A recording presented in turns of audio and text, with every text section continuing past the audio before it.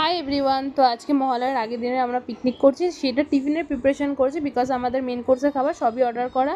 তো সব মশলাগুলো একসাথে পেস্ট করে পেঁয়াজ আদা রসুন মাংসের সাথে ম্যারিনেট করে দেন ওইটাকে ভালোভাবে ডিম দিয়ে কর্নফ্লাওয়ার দিয়ে ময়দা দিয়ে ভালোভাবে মেখে কিছুক্ষণ রেখে দেবো।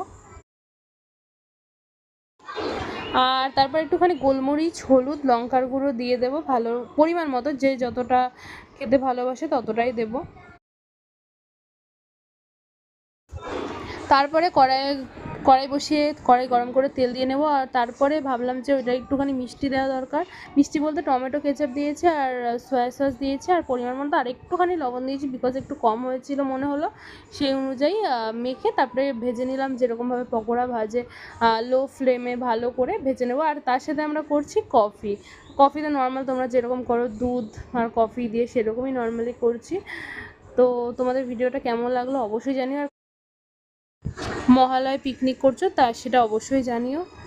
তো এই যে আমরা বেড়ে নিয়ে খেতে বসে গেছি। তো ভিডিওটা এই অবধি, টাটা।